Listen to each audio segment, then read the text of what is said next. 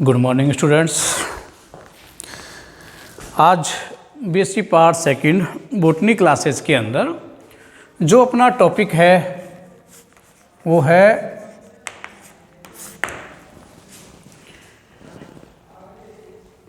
Non cyclic photophosphorylation.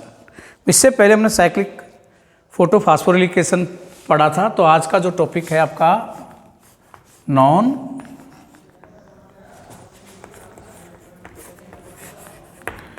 Cyclic photo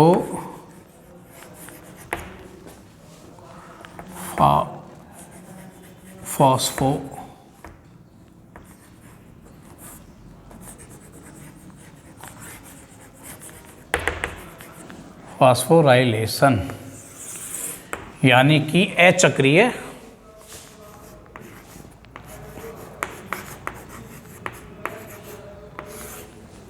प्रकाश फास्फोरिलीकरण कह दो या फास्फेटीकरण भी कहते हैं इसको। प्रकाश फास्फेटीकरण या फास्फोरिलीकरण दोनों कहा जा सकता है, बोथ आर राइट।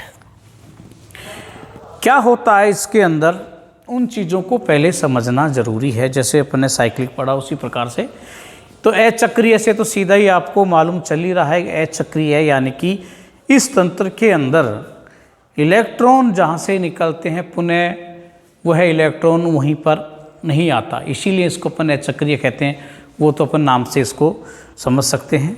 और ऐसा क्या क्या होता है इसके अंतर्गत, वही चीज़ें अपन को क्या करनी है, यहाँ देखनी है। तो इसमें कौन कौन सी प्रमुख घटनाएं हैं जो होती हैं, हम उनके बारे में क्या करते हैं, यहाँ बात करते हैं। साथ में इसकी साइकिल को भी क्या करते हैं, अपन बनाते हैं।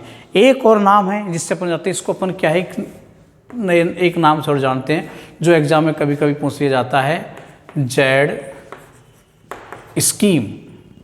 तो जेड स्कीम के नाम से भी क्या है ये आता है। तो जेड स्कीम इसलिए कहा जाता है इसको क्योंकि इसका जो पथ है वो क्या होता है, जेड के आकार का होता है, जिगजैग आकार का कह सकते हो, या एक जेड के रूप में क्या होता है, पूरा का पूरा पाथ इसका चलता है। इसलिए अपन इसे क्या है, जेड स्कीम के नाम से भी जानते हैं। तो जेड स्कीम अपन इसीलिए इसको क्या है, कह देते हैं। तो इस नाम से तो आपका क्या ये आपका है। अब इसमें देखो मेन चीज़ें हो क्या रही हैं। सबसे पहली बात जो अपन करें इसके अंदर, इसमें जो इलेक्ट्रॉन आपका सबसे पहले कहाँ से निकलता है, तो इस तंत्र में क्या होता है, इस चक्र में क्या होगा, पीएस फर्स्ट। पीएस फर्स्ट का मतलब समझ सकते हो, इसको क्या कहेंगे अपन, P700 कह सकते हो। वह पीएस सेकेंड, इसका मतलब क्या हो गया, P680 दोनों भाग लेते हैं। एक तो ये महत्वपूर्ण बात हो गई, यानी कि इसके अंदर दोनों जो आपके फोटो सिस्टम हमने बनाए थे, पीएस फर्स्ट और पीएस सेकेंड, दोनों के दोनों क्या कर रहे हैं, इस क्रिया के अंदर भाग ले रहे हैं। तो ये तो एक महत्वपूर्ण बात है, आपको ये ध्यान में इसमें रखनी ही है। दूसरी इम्पोर्टेंट बात और बताते हैं, ये हो गया। अब इसके अंदर क्या होता है कि जो इलेक्ट्रॉन आपका जहाँ से निकलता है पुनः वहीं पर नहीं आता। इस चक्र में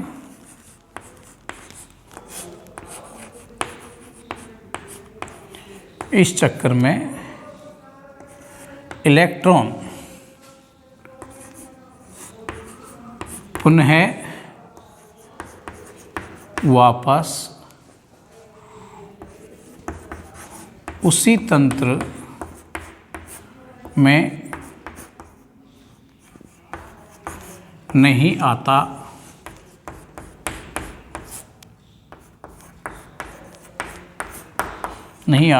जहाँ से इलेक्ट्रॉन का निष्कासन होता है। इस तंत्र में इलेक्ट्रॉन पुनः वापस इस इलेक्ट्रॉन में इलेक्ट्रॉन पुनः वापस उसी तंत्र में नहीं आता जहाँ से इलेक्ट्रॉन का निष्कासन होता है। तो ये एक महत्वपूर्ण क्या होती है, बात होती है। तो यहाँ से जैसे इलेक्ट्रॉन है आपका, बात करें जैसे P700 से इलेक्ट्रॉन क्या होता है आपका, जब बाहर होता था तो वापस इलेक्ट्रॉन यहाँ आ जाता था। यहाँ P700 से जो इलेक्ट्रॉन निकल जाता है तो उसकी भरपाई, इलेक्ट्रॉन की जो भरपाई है वो क्या करता है, जल अपघटन के द्वारा जो निष्कासित इलेक्ट्रॉन है उसके द्वारा उसकी क्या होती है, भरपाई वहाँ से जो होती है, कह सकते हो आप P680 से निकलने वाले इलेक्ट्रॉन उसकी भरपाई होती है ना। तो वो सारी बातें मैं भी इसमें आपको बता देता हूँ। एक बात और इसमें P680 से निष्कासित इलेक्ट्रॉन P700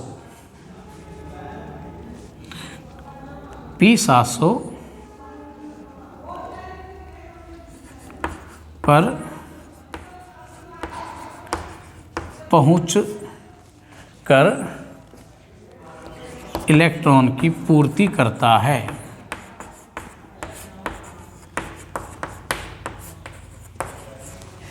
हो गया। और P680 में इलेक्ट्रॉन की पूर्ति जल अपघटन से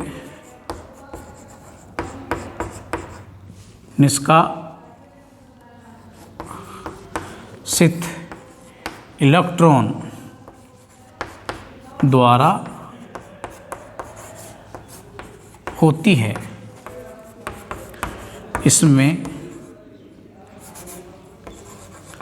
Mn+2 सहायक होता है। एक ये बात होती है इम्पोर्टेंट। तो इस क्रिया में क्या होता है, जल का अपघटन होगा, है ना। तो इस क्रिया के अंदर एक और महत्वपूर्ण जो बात होती है वो क्या होती है, जल के अपघटन की, है ना। तो लिख दो इस क्रिया में या इस चक्र में जल का अपघटन होता है। इसमें Mn+2 व Cl आयन भाग लेते हैं। ये इसमें क्या करेंगे भाई, भाग लेंगे। और क्या क्रिया होती है इसमें, एक ATP व 2 NADPH+H+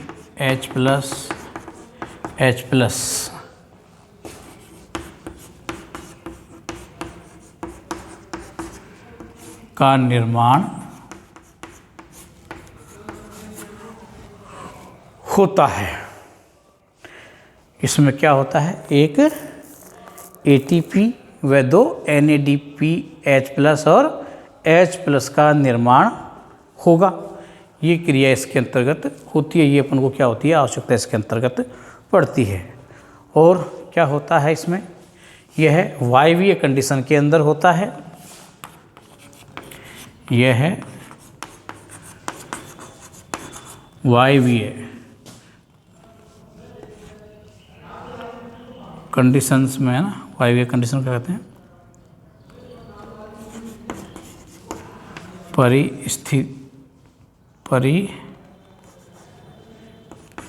स्थितियों में होता है। यह DCMU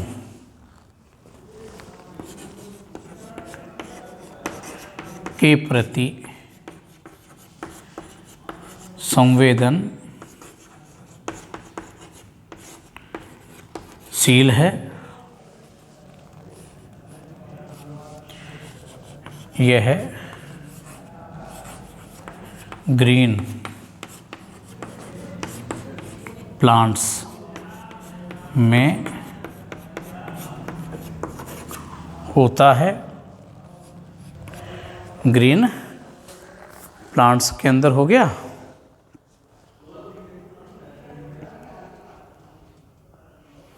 और क्या होता है? अधिक। यह है अधिक CO2 कंसेंट्रेशन में होता है।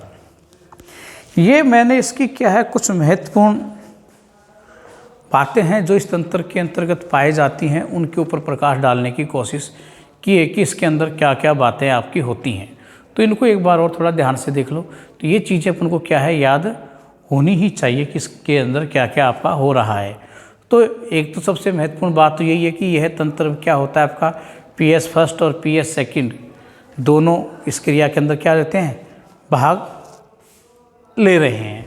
और इस चक्र में इलेक्ट्रॉन पुनः वापस उसी तंत्र में नहीं आता जहाँ से इलेक्ट्रॉन का निष्कासन होता है ना। इसी कारण से इसे हम क्या कहते हैं, अचक्रीय फास्फोरिलीकरण अपन इसको कहा जाता है, या अचक्रीय प्रकाश फास्फेटीकरण अपन इसको कहते हैं। तीसरी बात हमने बताया कि P680 से निष्कासित इलेक्ट्रॉन है P700 पर पहुंचकर इलेक्ट्रॉन की पूर्ति करता है।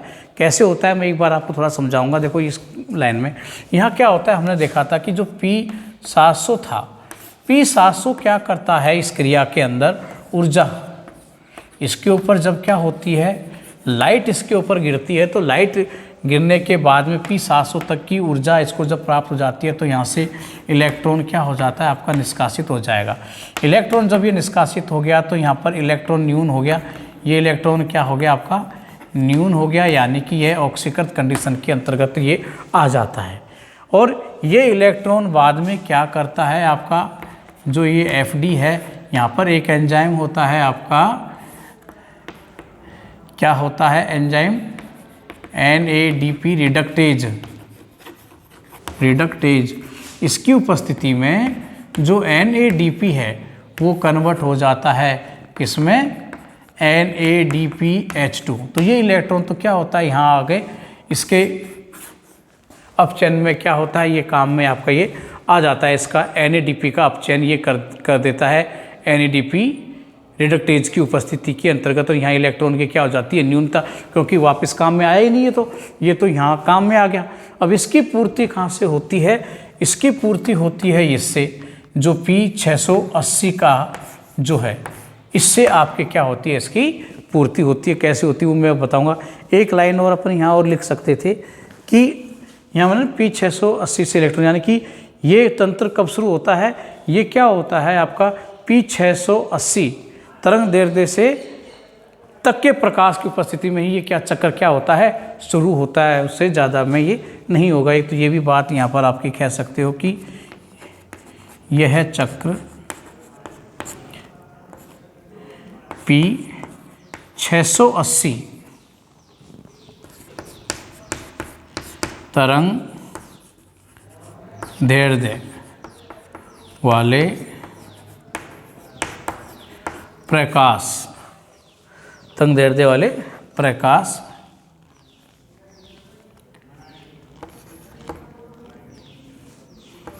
में ही होता है, अधिक तरंग दैर्ध्य में नहीं। एक ये बात इसके अंदर आप कैश में नोट कर सकते हो। और P680 से जो इलेक्ट्रॉन यहाँ से जब निकल जाता है ये इलेक्ट्रॉन क्या होगा, यहाँ से जो इलेक्ट्रॉन निकला हुआ है इसको भी क्या होता है, वही लाइट गिरती है इसके ऊपर। तो ये लाइट यहाँ गिरती है तो यहाँ से भी इलेक्ट्रॉन आपके क्या निकलेंगे, और ये इलेक्ट्रॉन क्या होते हैं, इलेक्ट्रॉन कैरियरों के माध्यम से यहाँ पहुँच जाएंगे। इसमें हो जाती है ये कमी। इलेक्ट्रॉन इसकी जो कमी है इसकी पूर्ति कौन करेगा, जल के अपघटन के द्वारा, जो Mn और Cl की परिस्थिति में हो रहा है। यहाँ पर क्या हो रहा है, हाइड्रोजन निकल रहे हैं, इलेक्ट्रॉन निकल रहे हैं, है ना, और O2 जो निकल रही है ये वायुमंडल में गई, ये आगे जाके इसके निर्माण में काम आएंगे, और ये इलेक्ट्रॉन यहाँ Mn के द्वारा पहुँचाए जाते हैं।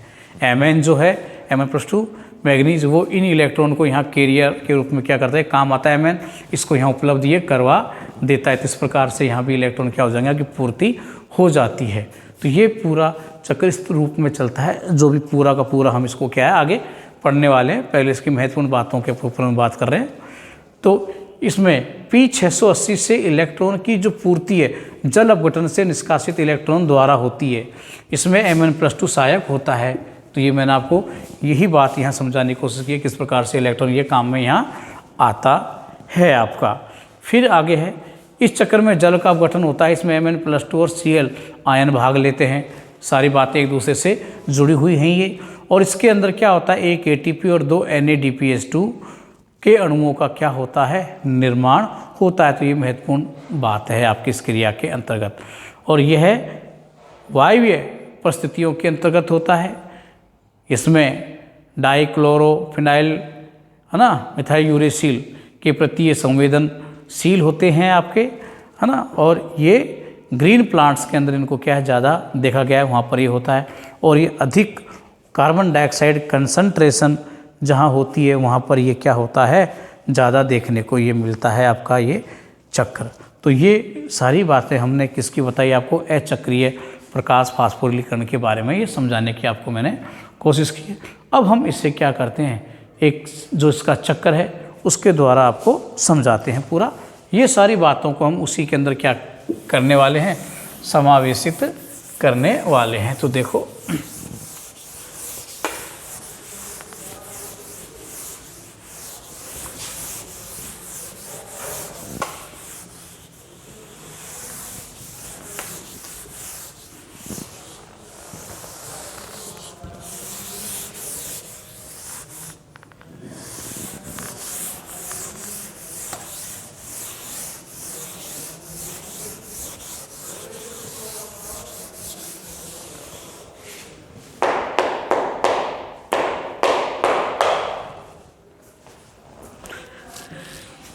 यहाँ देखिए अपने पास ये शुरुआत यहाँ पर किस प्रकार से होती है। इसमें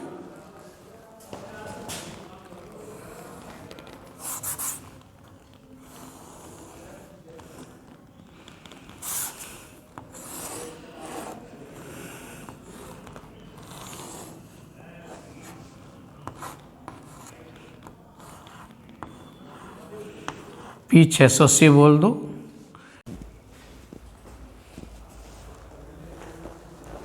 कौन कर रहा है, थियोफाइटिन क्या कर रहा है, इसको निष्कासन में मदद कर रहा है।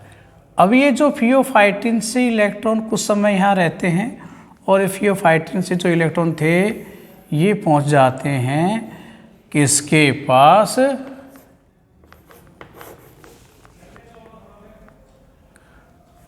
प्लास्टोक्यूनोन। तो यहाँ मैं लिख देता हूँ आपको, ये तो है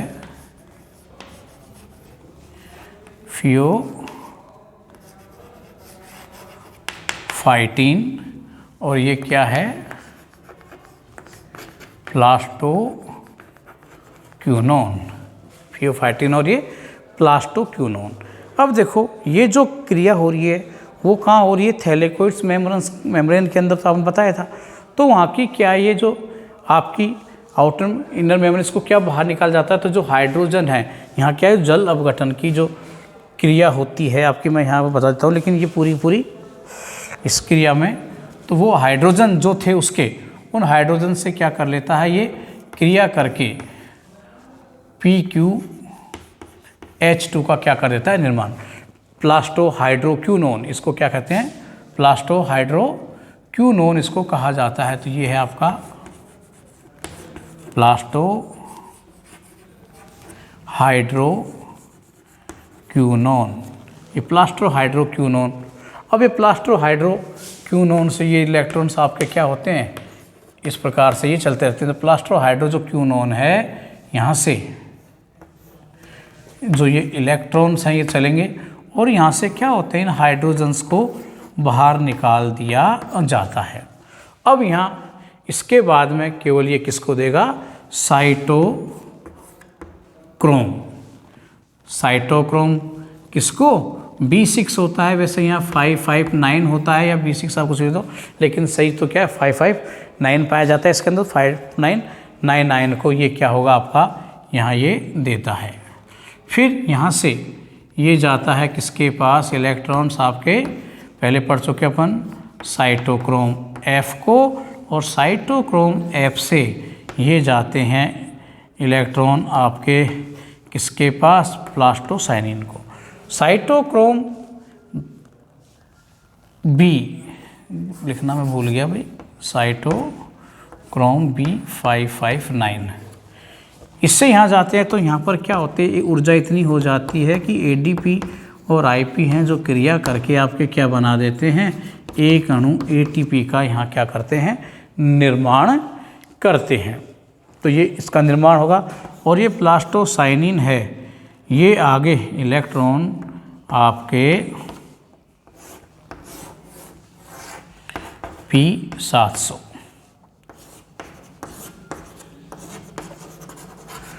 यहाँ से ये क्रिया देखो ऑलरेडी पहले हो चुकी होती है। यहाँ से जो इलेक्ट्रॉन है आपका वो क्या होता है, यहाँ से जो ये इलेक्ट्रॉन है वो निकल जाएगा FD, और यहाँ क्या होगा, एक एंजाइम मैंने बताया था आपको, क्या था, NADP रिडक्टेज जो एंजाइम है ना, इलेक्ट्रॉन्स आपके जा रहे हैं इसकी उपस्थिति में। अब उसको बनाने के लिए मैं पहले यहाँ पर पूरा को बता देता हूँ।